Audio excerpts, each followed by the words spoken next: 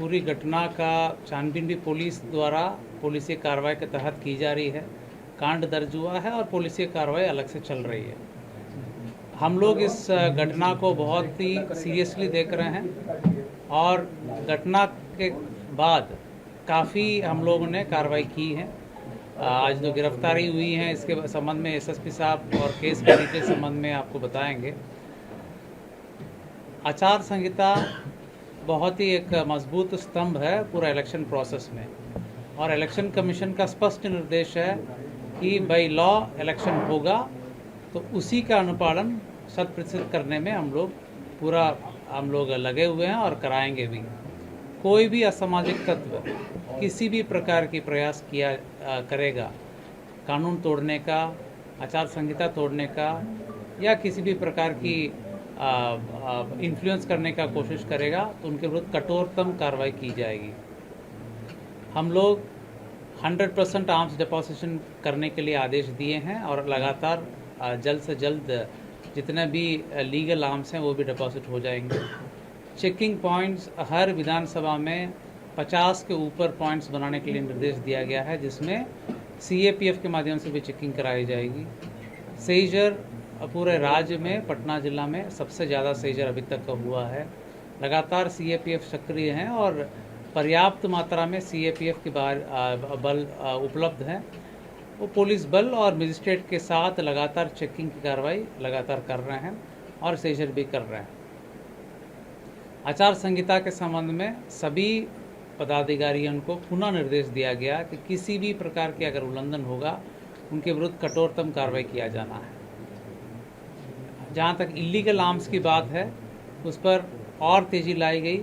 जहाँ जहाँ आवश्यकता हो सीएपीएफ को भी यूज़ करके उसमें छापामारी की जा रही है, और जहाँ पर भी ऐसे सूचना मिलेगी वहाँ पर हम लोग छापामारी करके कांड भी दर्ज करेंगे, उक्त असामाजिक तत्वों को जेल भेजने का काम भी करेंगे।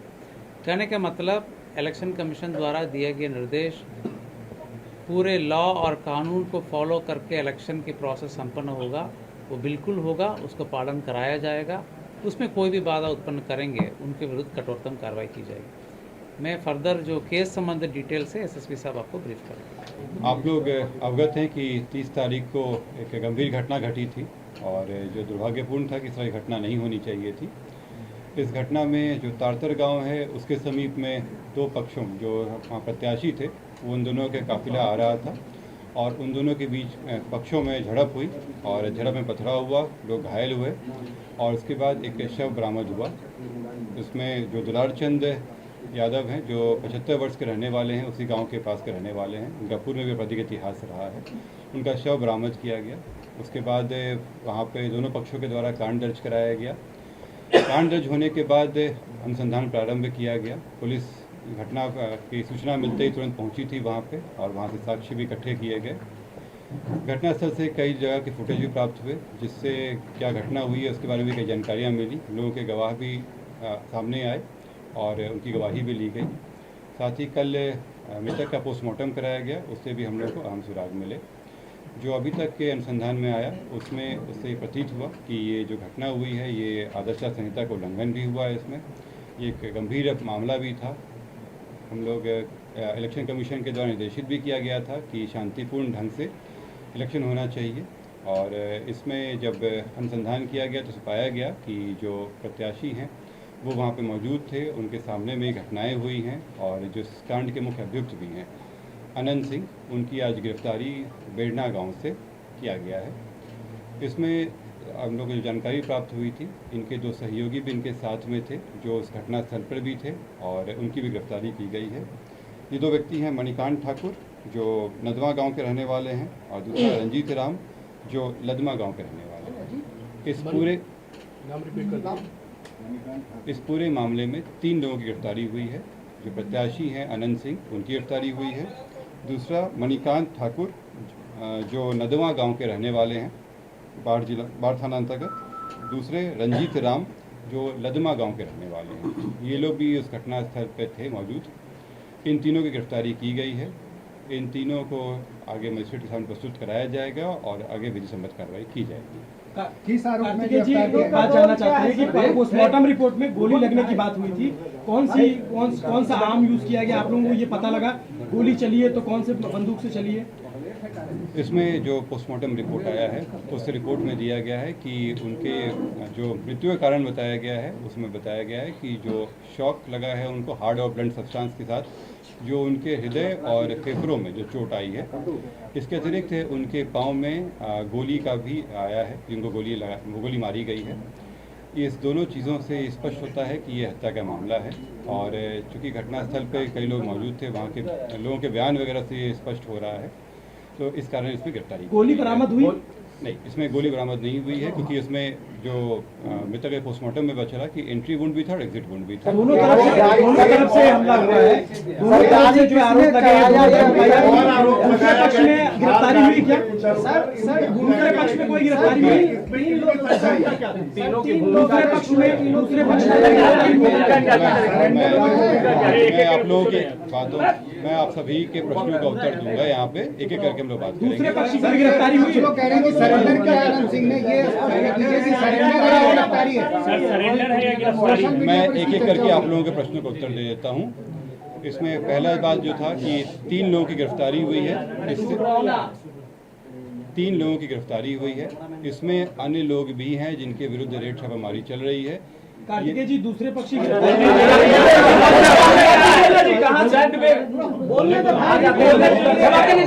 कार्तिकेय जी बोलिए। उधर से आके चिल्ला। मैं फिर से रिपीट कर दे रहा हूँ, इस मामले में अभी तक 3 गिरफ्तारियां हुई हैं। इसमें अन्य लोग भी हैं जिनकी गिरफ्तारियों के लिए रेड छापामारी चल रही है, जल्द ही उनको भी गिरफ्तार किया जाएगा। इसमें अनुसंधान जो CID के द्वारा भी शुरू किया गया है, CID की एक टीम भी बनाई गई है जो इस पूरे मामले पे अनुसंधान साथ में करती रहेगी और हम लोगों को सहयोग भी देगी। जो अग्रतर अनुसंधान में आएगा उससे भी आप लोग को अवगत कराया जाएगा। जो आप लोग द्वारा प्रश्न किया गया था कि दूसरे पक्ष में क्या कार्रवाई हुई, तो आप लोगों को अवगत करा दें कि इसमें इस पूरे घटनाक्रम में कई चीज़ें हुई हैं। पहला कि जो आपस में जो दोनों पक्षों के बीच में मारपीट की घटना हुई थी, पत्थरबाजी हुई थी, उसका कारण दर्ज कराया गया है। पुलिस को जब जानकारी मिली थी कि इस तरह की चीज़ें हो रही हैं, उसका भी केस दर्ज कराया गया। इसके अतिरिक्त जो गाड़ियों का काफिला था, उस आदर्श आचार संहिता का उल्लंघन था, उसका भी कारण दर्ज कराया गया है। कल जब पोस्टमार्टम के लिए ले जाया जा रहा था तो वहाँ पे भी कुछ शरारती तत्वों के द्वारा पुलिस के साथ भिड़ंत हुई थी, उसका भी कांड दर्ज कराया गया है। इन सभी कांडों में कल रात में कई जगहों पर रेड छापामारी करके कई लोगों को गिरफ्तार किया गया। इसमें दोनों पक्ष के लोग शामिल हैं। इसमें जो पुलिस के साथ हाथापाई हुई या तोड़फोड़ हुई या आपस में मारपीट हुआ, उन मामलों में गिरफ्तारियाँ हुई थी। ये हत्या के मामले में आज ये गिरफ्तारी 3 हुई है। सरेंडर किया है सर या गिरफ्तारी हुई? कहाँ से गिरफ्तारी हुई? जैसे मैंने स्पष्ट कहा है कि ये 3 गिरफ्तारी हुई है, इससे स्पष्ट है कि सरेंडर नहीं है, गिरफ्तारी है। और ये बेरना गांव जो बाढ़ के अंतर्गत आता है, वहाँ से गिरफ्तारी की गई।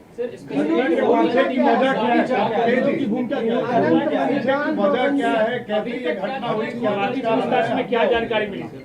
अभी गिरफ्तारी हुई है, पूछताछ नहीं हुआ है। पूछताछ के लिए हम लोग अलग से कोर्ट में समय मांगेंगे, रिमांड लेके इनसे पूछताछ की जाएगी। इस पूरे गाड़ी का ड्राइवर कौन है सर? मैं अपनी बातें पूरे कर दे रहा हूँ कि इसमें इस कांड के इन्वेस्टिगेशन के लिए कस्टोडियल इंटरोगेशन आवश्यक प्रतीत होता है, इसीलिए इनकी गिरफ्तारी की गई है यहाँ पे। क्योंकि जो विधिवत प्रोसेस है उसमें इनको कोर्ट से प्रस्तुत किया जाएगा और वहाँ से हम लोग फिर रिमांड के लिए प्रे करेंगे।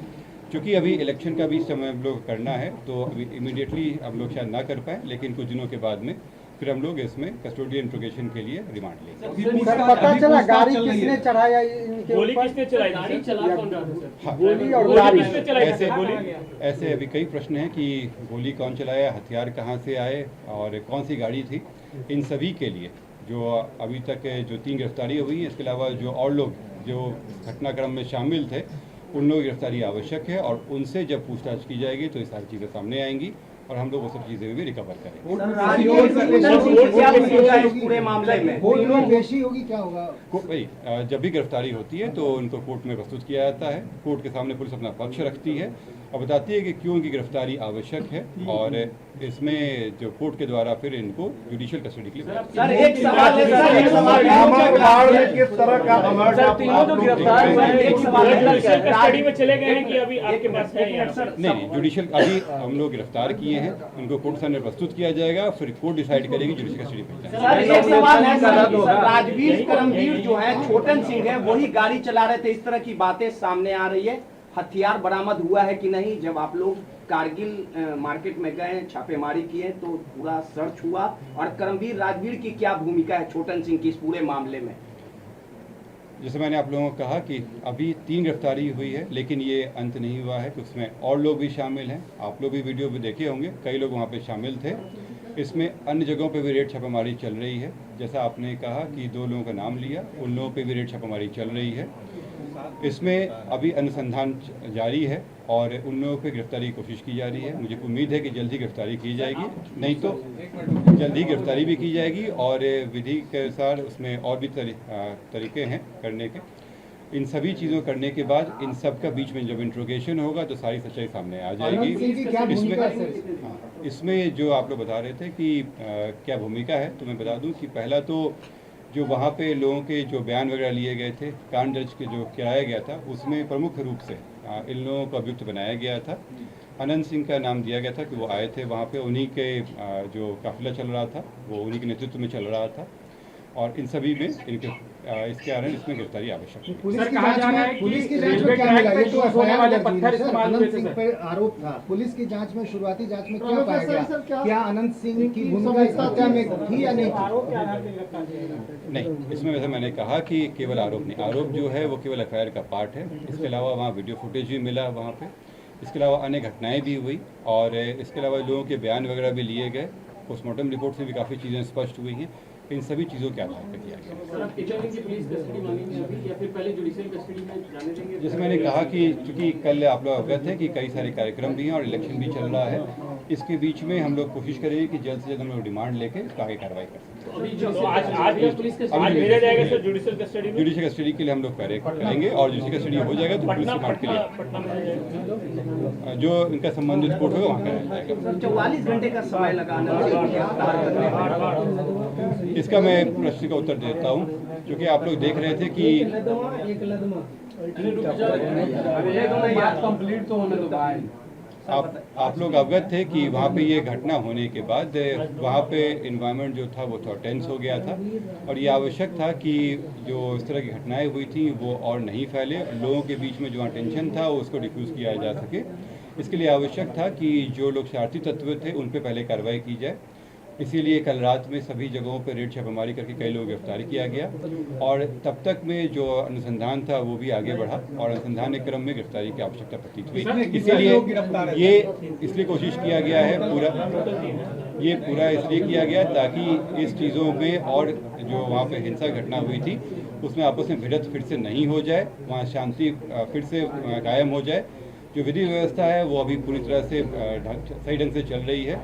कई जगहों पे जो रेड छापामारी हुई है उसका एक अच्छा इफेक्ट पड़ा है और मुझे पूरी उम्मीद है कि इन सभी कार्रवाई के बाद जो वहाँ पे जो कार्रवाई प्रशासन और पुलिस की कार्रवाई हुई है वहाँ पे चुनाव बहुत ही शांतिपूर्ण ढंग से और विधि व्यवस्था के अंतर्गत किया। दूसरे कैंडिडेट हैं क्या उनके ऊपर भी कार्रवाई होगी? और जो पुलिस का एफआईआर दर्ज किया गया है उसमें किन किन को आरोपी बनाया गया है? पहला प्रश्न जो था कि इसमें कोई सीजर हुआ है कि नहीं, तो इस घटना में अभी तक कोई सीजर नहीं है। हम लोग जैसे मैंने बताया कि ये अनुसंधान अभी जारी है। इसके अलावा जो सीआईडी की टीम है वो भी अनुसंधान में है, उनका भी सहयोग हम लोग को प्राप्त होगा। अनुसंधान में कई चीज़ों का कार्य रहता है, वो सारी चीज़ें कराई जा रही हैं। इसमें जल्दी ही बाकी चीज़ों की सीजर कर लिया जाएगा। सर, क्या पीयूष प्रियदर्शी का भी नाम इसमें है? और प्रत्याशी वहाँ पे बताए जा रहे थे कि झड़प उनसे ही हुई। जैसे मैंने बताया कि आप लोगों को इसमें कई कांड दर्ज हुए हैं, दोनों प्रत्याशियों के पक्षों के द्वारा भी केस किया गया है जिसमें एक दूसरे के ऊपर आरोप भी लगाए हैं। वो जो हत्या का मामला था उसमें इनकी गिरफ्तारी हुई है। जो दूसरे प्रत्याशी हैं उनका भी नाम अलग केस में आया है। अगर कोई एविडेंस वगैरह आएगा तो उन पर भी कार्रवाई की जाएगी। पुलिस जब एफआईआर की थी तो उसमें जो जानकारी प्राप्त हुई थी उसकी वो कॉग्निजेबल ऑफेंस था, उसके तहत उसमें कांड दर्ज किया गया था उस समय ये जानकारी नहीं थी कि कौन कौन व्यक्ति हैं, कौन कौन नहीं है। तो उसमें जब पहले कांड दर्ज किया गया, उसमें अज्ञात व्यक्तियों पर कांड दर्ज किया गया और जब वीडियो फुटेज के आधार पर पहचान करते हुए लोगों की गिरफ्तारी की गई है। सर, मोकामा हमेशा से हॉट सीट रही है, तो किस तरह से पुलिस प्रशासन की वहाँ मुस्तैदी थी? देखिए, हम लोग हर एक चुनाव को इस तरह से लेते हैं कि बड़ी शांतिपूर्ण ढंग से हो। किसी भी असेंबली कंस्टिट्यूंसी में जो इलेक्शन है बहुत ही शांतिपूर्ण ढंग से, जो कानून कहता है उसके तहत वो इलेक्शन हो और एक हमारी कोशिश रहती है कि उत्सव का माहौल रहे। इन सभी चीज़ों के लिए कई तरह के कार्य किए जाते हैं ताकि लोगों में कॉन्फिडेंस भी रहे। और ये आप लोग देख रहे होंगे कि पिछले कई दिनों से ये कार्य चल ही रहा था और उसी के तहत मोकामा पे भी हमारी विशेष नज़र थी और इसीलिए वहाँ पे ज़्यादा संख्या में CAPF बल डाला गया था।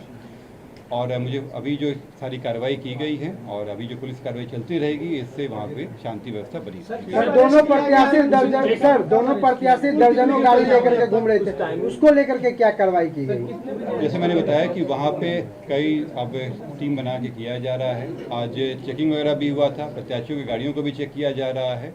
साथ ही मैं आप लोगों को अवगत भी करा दूं कि जो वहाँ पे सभी प्रत्याशी, जो तीनों प्रत्याशी हैं तीनों पार्टी के, उनके साथ में जब भी वो प्रचार प्रसार के लिए निकलते हैं, उनके साथ मजिस्ट्रेट, पुलिस बल और वीडियोग्राफी साथ में रखा जा रहा है ताकि उनकी गतिविधियों पर नज़र रखी जा सके। ये वो क्या एक्टिविटी कर रहे हैं और संवेदनशीलता को देखते हुए जो तीनों पार्टी के प्रत्याशी हैं उन तीनों के साथ रखा गया है। जो जब भी वो प्रचार के लिए निकलते हैं उनके साथ में वो ये टीम रहेगी। ये कार्य हम लोग अन्य असेंबली कंस्टिट्यूंसी में भी करते हैं। डीएम साहब, एक सवाल है, क्या उनके कैंडिडेचर पे भी सवाल आ सकता है? वो हत्या के मामले में आरोपी हो गए हैं, गिरफ्तार भी कर लिए गए हैं, तो क्या उनके कैंडिडेचर पे भी सवाल है? कैंडिडेचर कैंसिल हो सकता है? नहीं, अभी इस स्टेज में ऐसा कोई इस इलेक्शन के इस स्टेज में ऐसा कोई प्रश्न नहीं है, दुलारचंद यादव की क्योंकि अभी तो इन्वेस्टिगेशन के स्टेज है। वायरल हो रही है दुलारचंद यादव की पत्थर मारते हुए 3-4 वीडियो सामने आए, क्या उसको भी अनुसंधान कर रहे हैं? जैसे मैंने आप लोगों को कहा कि वहाँ पे कई तरह के वीडियो फुटेज मिले हैं और जो शुरुआती बयान आए थे और जो वीडियो फुटेज आए थे उसमें भी जो सामंजन है वो नहीं हो पा रहा था जो लोगों के बयान से। वो वीडियो फुटेज को जो हम लोग प्रोसेस किए हैं उसके बेसिस पे कई जानकारी हम लोग को प्राप्त हुई। इसलिए मैंने कहा कि जो FIR के अलावा जो इन्वेस्टिगेशन आया है उसके तहत कार्रवाई की गई है। जो आप कह रहे हैं वीडियो फुटेज के बारे में, मैं बात पूरी कर लूँ, मैं बात पूरी कर लूँ। जो इन्वेस्टिगेशन में आया है उसके तहत कार्रवाई की गई है, पर वो हमारे इन्वेस्टिगेशन का पार्ट रहेगा जो वीडियो फुटेज आया है। इस जो हत्या मामले में 3 गिरफ्तारी है। इसके अलावा जो अन्य जो घटनाएं हुई थी, इसमें मारपीट की घटना है, लोग घायल हुए थे, पुलिस से झड़प हुई थी, उसमें 80 के आसपास लोगों से पूछताछ करके गिरफ्तारी की जा रही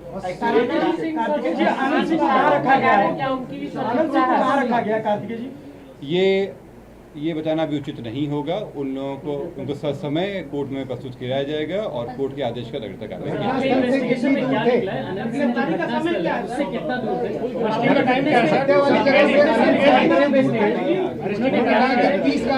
जाएगी। घटना स्थल पे आप लोग देखे होंगे कि घटना की शुरुआत जो हुई थी उस समय दोनों जो कैंडिडेट थे वो उनकी गाड़ियां एक दूसरे के आसपास आ गई थी और वहीं से घटनाक्रम शुरू हुआ था और इसी से ये जब पूरी घटना है वो शुरू हुई, जिसके अलग अलग पहलू रहे।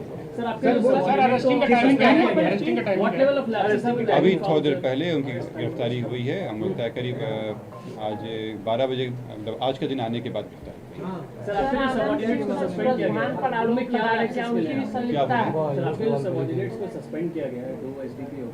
किस लेवल के लैप्सेस रिकॉर्ड किए गए? देखिए, इसमें आदर्श आचार संहिता बनाए रखना हम सभी की जिम्मेदारी है। वहाँ पे पुलिस प्रशासन इसमें लगी हुई भी है। वहाँ पे चूँकि जो घटनाक्रम हुआ था उससे वहाँ पे जो माहौल था वो थोड़ा बिगड़ा था और जो आदर्श आचार संहिता को बनाए रखना की जिम्मेदारी जो वहाँ पे थी रिटर्निंग ऑफिसर और जो पुलिस अधिकारी उन लोगों के ऊपर थी।